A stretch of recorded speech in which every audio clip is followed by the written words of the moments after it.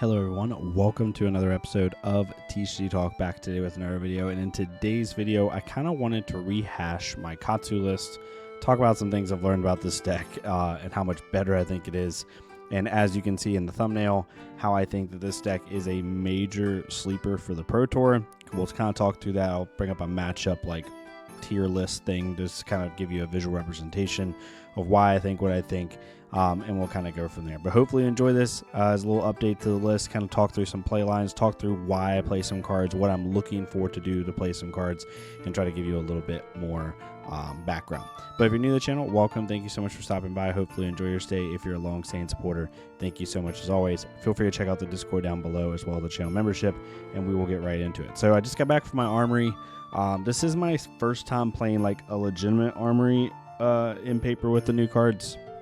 I played last week just like in paper with proxies, and I still did well there, but this was the first time like sanctioned event I had done it, and I did really well. Went 3-0, ended up killing a Mario, dealing like 30 damage on turn 3.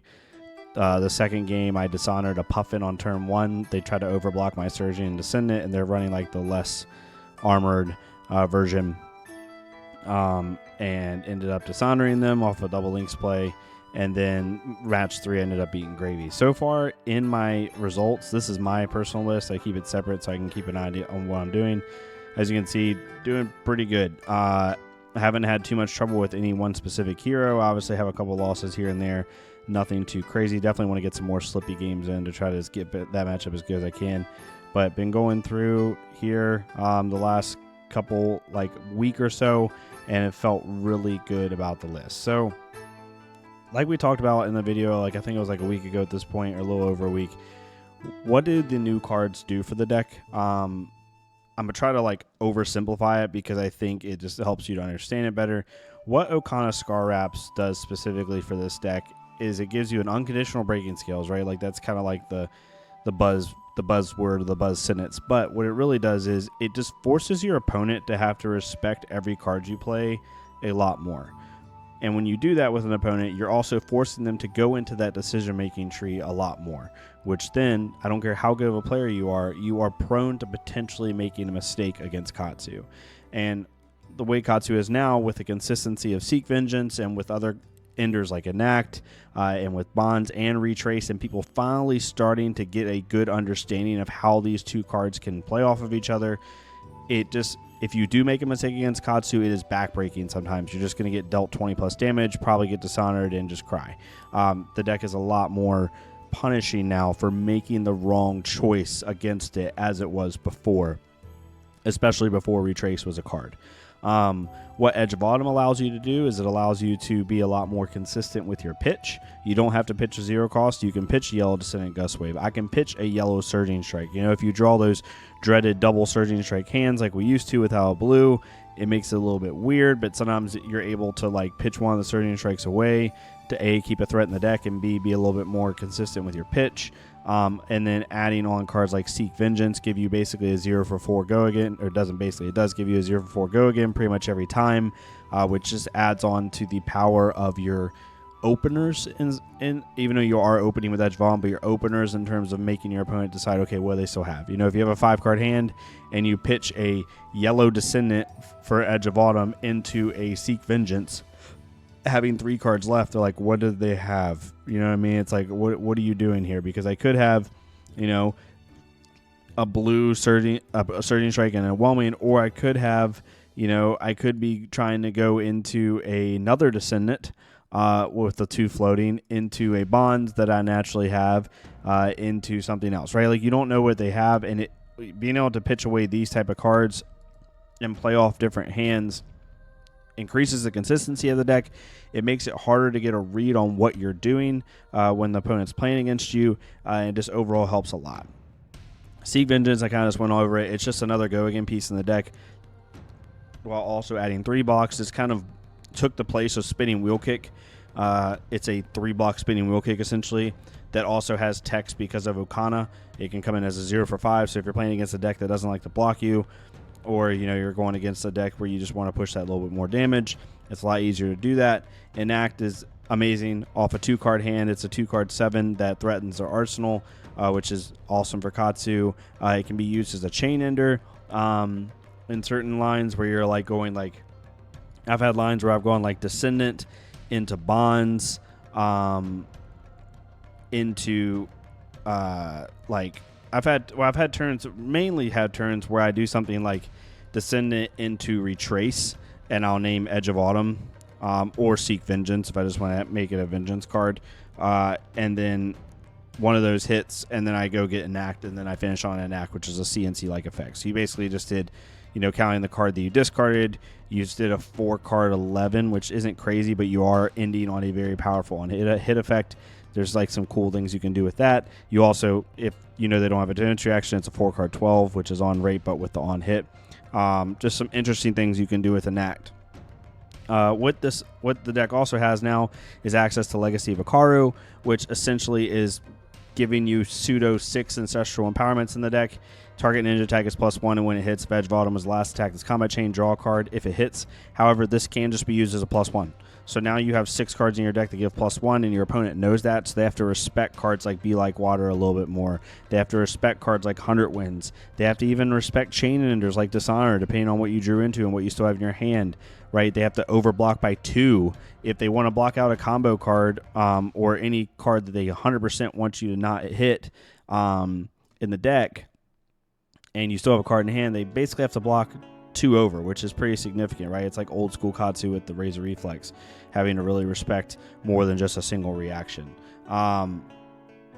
Even when your ancestral empowerments are down, it's just a lot more consistent. So it's creating these interesting lines where, again, your opponent early in the chain is a lot more pressured in how they're going to block you, and they're also can be a lot more punished if they block you incorrectly. I've really been enjoying the deck.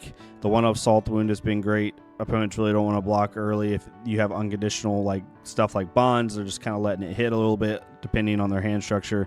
You can really punish them with Salt Wound. I had a Salt Wound for 8 today, which was pretty good. And then I drew off of a Salt Wound in the Gravy matchup because I run Mask Momentum in that matchup, and I drew into a Salt Wound off of my Bonds, I think it was, and then played Salt Wound for 6. It was just stupid, or something like that. Pretty nuts. So overall, the deck is really, really good. Some of the key play lines, people are wanting me to make a video on like play lines to look for, and I'm gonna do that. I'm trying to figure out the best way to like make an all-encompassing one. I will tell you, there's some of the newer play lines I've been enjoying. One was the one I just told you, Descendant Gustwave into Retrace the Past, naming Seek Vengeance into Enact, allowing you to blend the line of doing 7 damage into a 6 power CNC, essentially threatening 7 power if you want to activate Okana.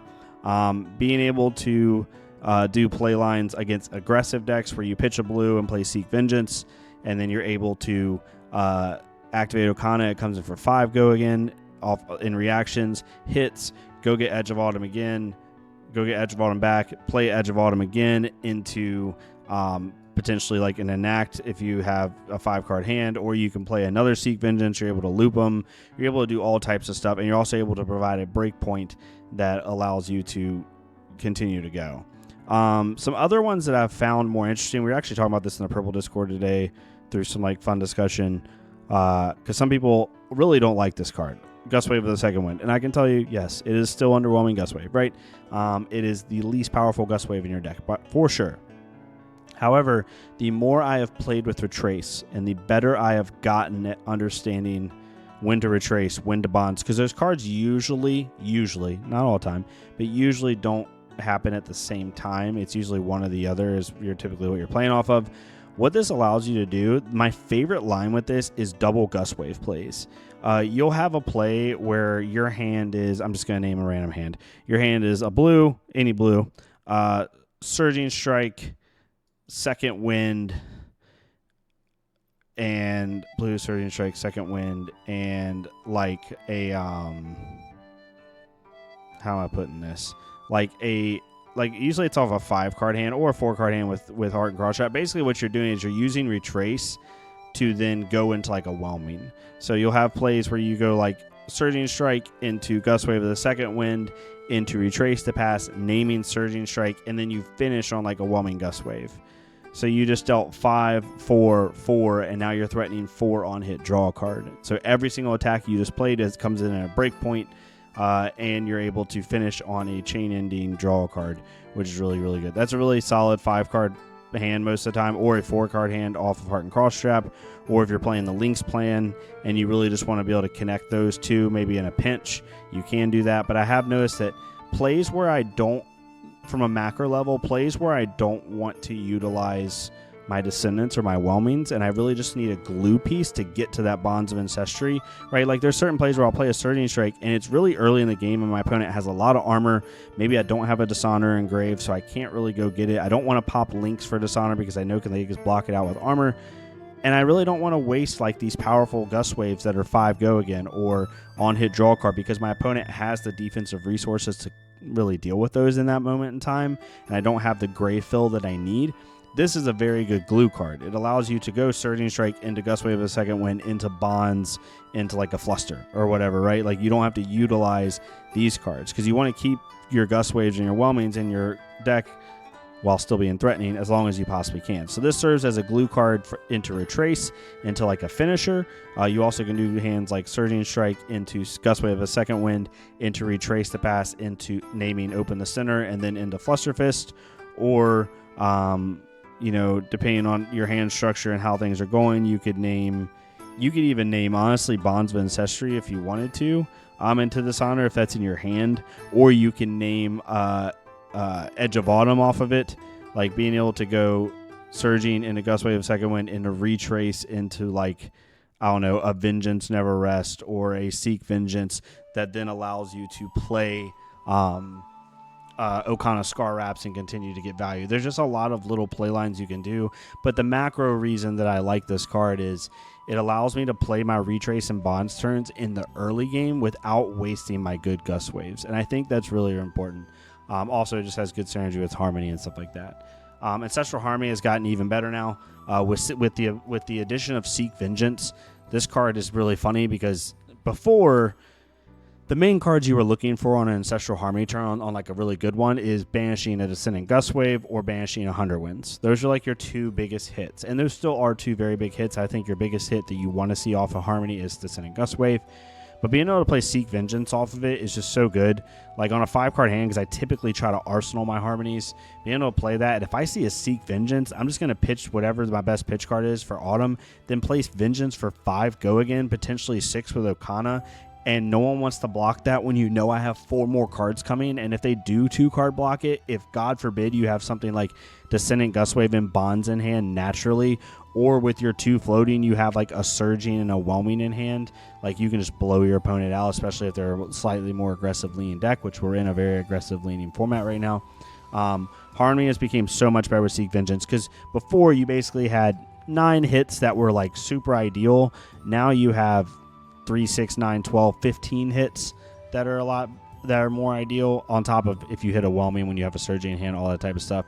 So very, very good there. That's what Seek has done. I am running a 1-of Vengeance Never Rest. I think this card is definitely good enough to have. I might end up going to a 2-of. It's just a good chain starter, pseudo chain starter on a double blue hand.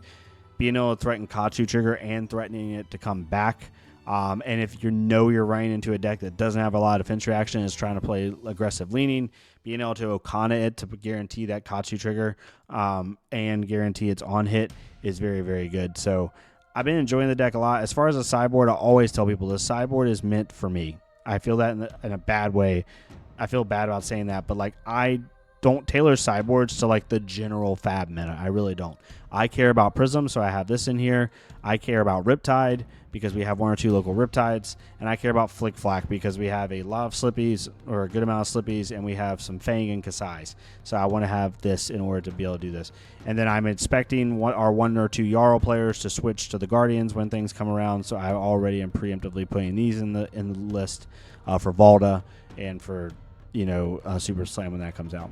I am running Mask of Momentum. This is a personal choice. I like this into Gravy and Prism. I understand the arguments for links into both of those heroes, and I'm not here to like say which one is better or worse. I'm saying which way I like to play the matchup. But if you don't have this in the list, I wouldn't bat an eye on it. Lynx is definitely the main headpiece now because Dishonor is so good in this meta right now. Like, if I have to back up for a second, this card, like, we'll go to the matchup list for 2 seconds and ignore, I'll go over the tiers here in a second. Let's just look at the meta heroes that Dishonor just absolutely hoses. It hoses Syndra. Their daggers are gone for the rest of the game. It takes away all of the surprise of Dio. Really hurts her game plan. She still can deal some damage, but it hurts her ability to do what she wants to do. Gravy might as well as concede. The game's over. Fang, very, very bad for them. Kano might as well concede. The game is over. Prism might as well concede. The game is over. Unless they just get lucky and Herald beat down you for the rest of the game. Vincent, game is over. Mario, game is like, you can look at this. Like, we're looking at, these are all the meta relevant heroes. Sorry for anyone who plays these heroes down here. If you look at all the meta relevant heroes, let's look at the ones it doesn't really matter for. Florian and Verdance, it doesn't matter if they're really trying to late game you, but for the most part, they can still do their game plan just fine. It doesn't like ruin decompose or anything like that.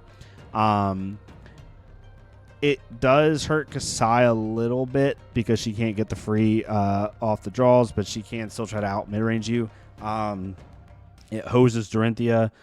It doesn't hurt Ira as much. She can still try to mid-range you out without the +1 ability, but it does hurt some of her power plays. And then Acilio, they can still do their thing, but they just can't filter as easy. So, like, there's a few heroes that it just kind of annoys, but for the most part, it hoses a lot of heroes in the game right now.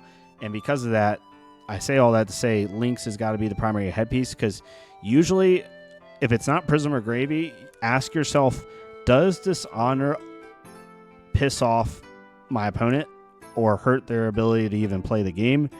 If the answer is yes, Lynx should probably be in the list. Being able to double Dishonor on a turn or go and get Dishonor when they've expended all their blocks is super, super useful. So that's kind of where I'm at with that. But yeah, this is where I wanted to go into. This is talking about the Pro Tour. If anyone has any questions specifically on the list, please let me know. I'm probably going to do a Q&A video on Katsu. So, like, drop any questions you have down below, and we'll just go over it Q&A style. I think that's probably the most beneficial thing. And I'm going to put together a list of, like, combo lines to look out for. Because that's the issue with Katsu. The last thing I'll say before we get into these lists is, into this tier list, is the hero is so complicated now with Bonds of Ancestry and Retrace the Past. There are so many play lines and so many ways you can go about the hero. Like, it's almost infinite. Like, it's whenever someone asks me, like, what combo line should I be looking for, I really want to answer with it depends, even though that is the most useless answer to give you back, but it really does. I need context into what you're asking for. So hopefully, let me know down in the comments below. When it comes to the Pro Tour, I think Katsu is one of the sleeper picks for the Pro Tour. Now, what I have here, all the heroes that I deem as don't matter are down here. Yes, KO might have some decent representation, but you're not thinking about KO when you're making a deck choice. Riptide, you're not really even thinking about when you're making a deck choice. Let's talk about the triangle right now. You have Syndra, Slippy, and Earth. And Gravy, I guess you could put in. But really, it's Slippy and Syndra. Those are the first two we have to look at. Katsu arguably has a 60-40 matchup in a Syndra, but Syndra can sometimes win the die roll, go second, and do well. But typically, it is Katsu favored. It's pretty Katsu favored. It's close to 60-40, but for the naysayers, I will put it right here. Slippy sucks. You can win this matchup if you dishonor them early, which I've done once already with Slippy. It's hilarious. The game is literally pretty much over. However, if you don't dishonor them or don't apply consistent pressure and they can end up chain disrupting you, it makes it very difficult.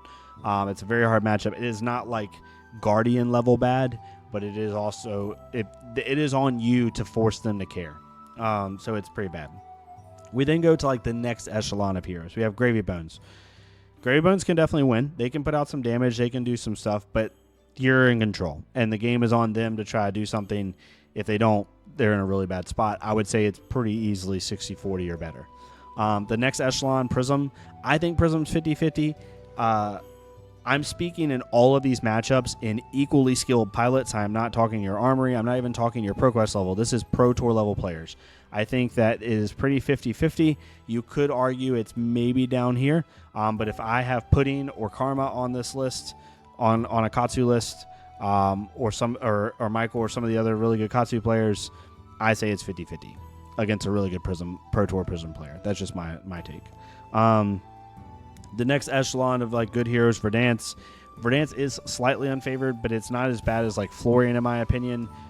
It really depends if they see their Fellings or not. If they don't see their Fellings quick enough, the matchup slowly scoots up to make it more even for Katsu. If they do see their Fellings pretty consistently and can disrupt you, then it gets a little bit harder. So definitely there. We then have like the other heroes that were kind of winning a decent amount.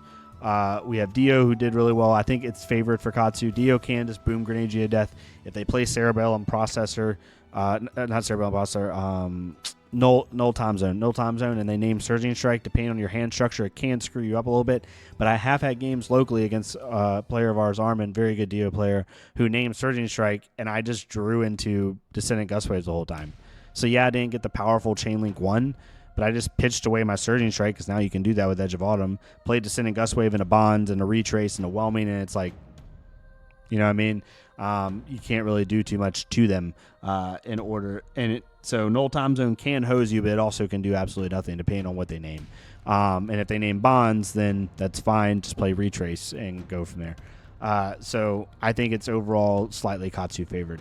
The other one that's kind of on the tier 2 of decks, we have like a lot of the Warriors. Fang is a straight race. If they see their field too early, it's bad for you. If they don't, it's good for you. It's really how it goes. You have decks like Kasai, which is slightly unfavored, but a lot better now. The Draw Swords variant is a lot more aggressive and doesn't turtle up against us as much. So it gives us a little bit more room to really like hurt them if they misblock. The biggest like meta relevant matchups that are really bad for Katsu are Florian, Victor, and Slippy. Those are the 3 worst. Florian has been phased out, all but phased out. Victor is pretty good. It all depends on how many people bring Victor.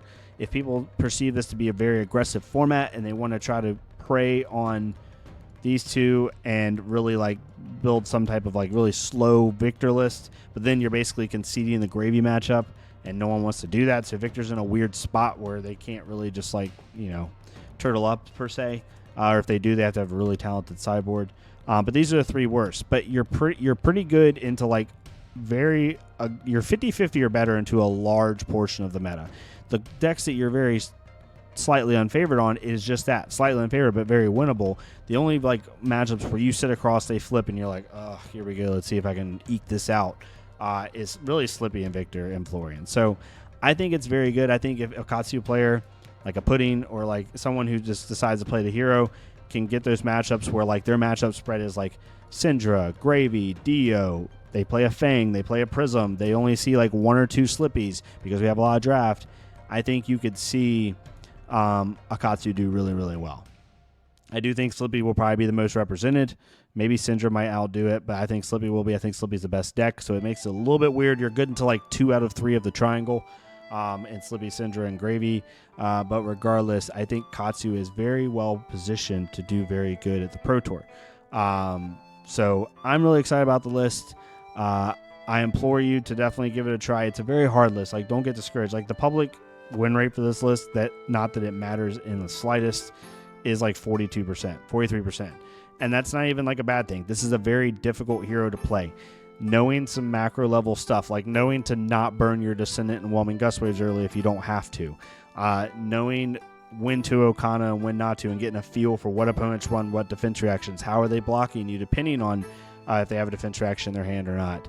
When can you take that risk? How to set up your Harmony turns, all that stuff. A lot of that is trial and error, and it's really hard to give advice on this hero because it's such a contextual hero. I need to know what your hand is. I need to know what's in your grave. I need to know what your opponent has blocked with so far. I need to know what chain link we're on. There's so much to this hero. So please drop your questions down below. I'd love to do a Q&A and answer at least one person's opinion. I'm just one player. I might not have the answer, but I'll have a answer. But hopefully you enjoyed this. I was just kind of me rambling about the hero. I think the hero is very good, and I think there's a lot of applicability to this hero. Now, I personally think it's the best aggro deck in the game if you don't consider Slippy a pure aggro deck. But Slippy kind of is an aggro deck, so it's like the second best aggro deck in the game. But it's better than Syndra, in my opinion. I think this is a slightly hot take.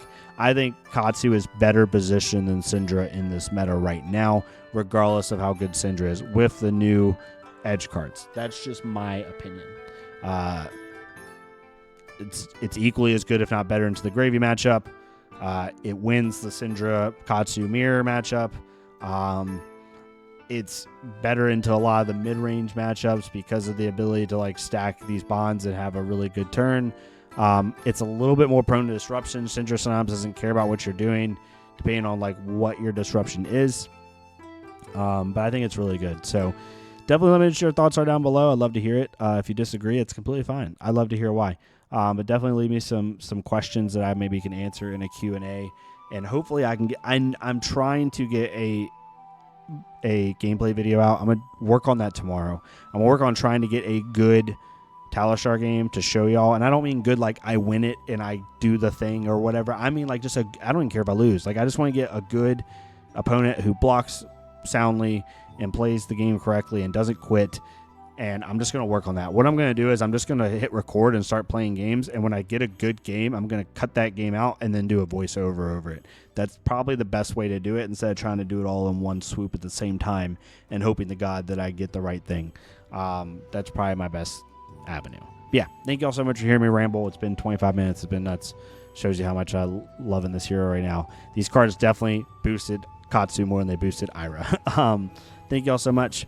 If you like this type of content, please leave a like, comment, or subscribe. It really helps out the channel. This month has been amazing. We are already like on pace to have the best month ever on the channel. I think the Ira videos did a lot for that. People are really interested in them, which I was happy to see.